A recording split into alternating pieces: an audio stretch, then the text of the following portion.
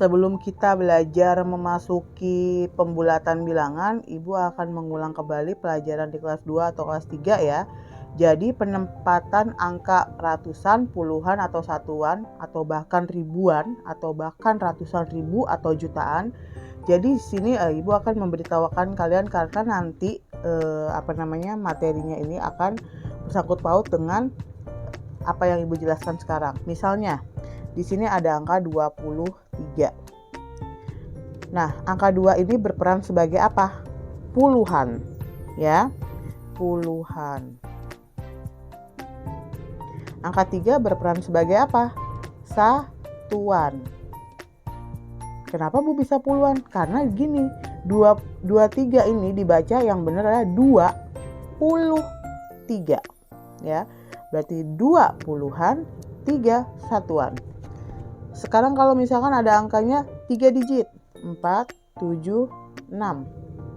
Nah, 476 ini dibacanya 476. Berarti 400-an, 70-an, 6 satuan. Kalau misalnya ada lagi 1003. Nah, ini kan dibacanya 1003. 1003 ini punya digit 4 angka. Berarti angka 1 berperan sebagai ribuan. Angka 0, walaupun dia 0, dia punya nilai tempat. Angka 0 berperan sebagai ratusan. Angka 0 yang kedua berperan sebagai puluhan. Dan yang ketiga dan yang terakhir adalah satuan. Oke. Nah, sekarang misalnya angkanya banyak nih. 76223. Dibacanya apa? 76.223.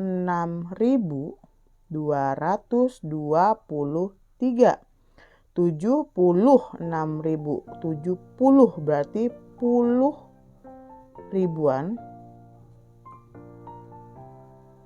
Ini dibaca apa? 6.000 berarti 6-nya ribuan.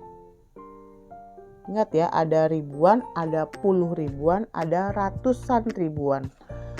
Terus 2-nya ini sebagai ratusan. 2 yang kedua ini sebagai puluhan. Dan yang ketiga, angka 3 ini sebagai satuan.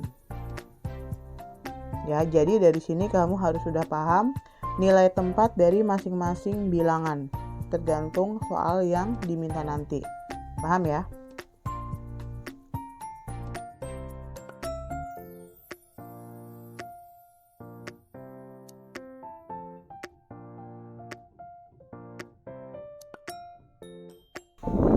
Jika angka persepuluhannya kurang dari 5 atau 1, 2, 3, 4, maka dibulatkan ke bawah atau dihilangkan. Tetapi jika angka persepuluhannya itu lebih dari 5 atau sama dengan 5, itu maka dibulatkan ke atas menjadi 1 ya. Jadi ini dalam kurung ini 5, 6, 7, 8, 9. Maka dibulatkan ke atas menjadi 1. Ini ada contoh-contoh untuk membulatkan bilangan ke satuan terdekat. Contohnya kalian simak baik-baik ya.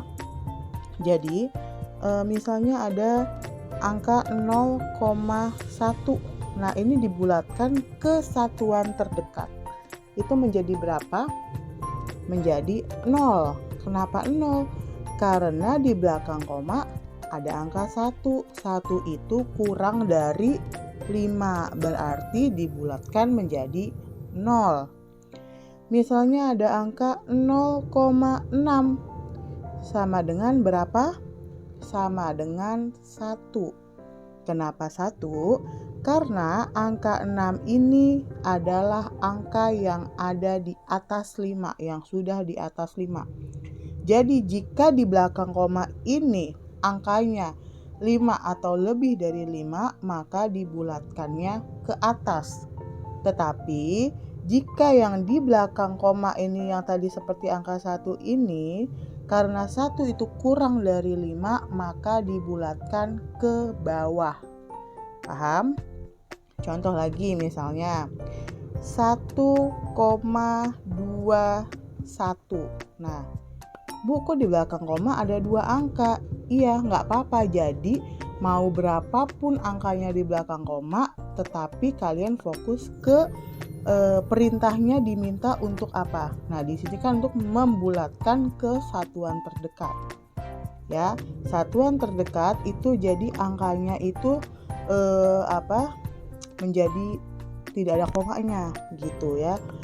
Jadi 1,21. Jawabannya menjadi berapa? Jadi 1.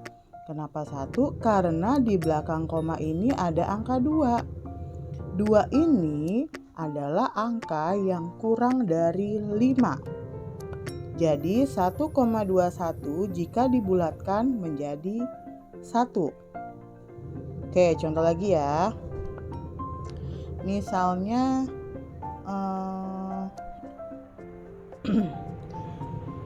22,6. Nah, itu dibulatkan ke satuan terdekat. Satuan itu kan apa sih? Ya, jadi gini, satuan itu kan misalnya ada ini angka depan koma itu kan ada puluhan, ada satuan. Nah, berarti satuan yang ini nih ditentukan dari angka di belakang koma. Ya. Jadi misalnya kalau di belakang koma lebih dari 5, di sini kan 6, berarti lebih dari 5. Berarti bilangan satuan yang di sini berubah menjadi 23. Bu, masih ada komanya enggak? Tidak ada ya, karena satuan yang ditanyakan. Oke. Lain halnya misalnya 31,2. Nah, 31,2 kita ubah bilangan satuannya. Ini kan satuan kan? Nah, satuan itu bukan satu ini ya, bukan angka 1 ini karena kebetulan.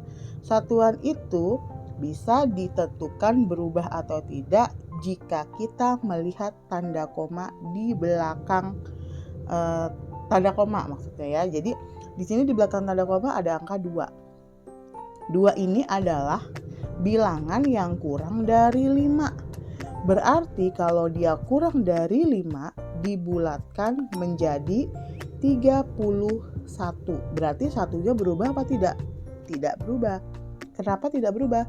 Karena di belakang tanda koma itu ada angka yang kurang dari 5. Paham? Nah, misalnya ada lagi nih ratusan ya. Misalnya di sini ada ratusan.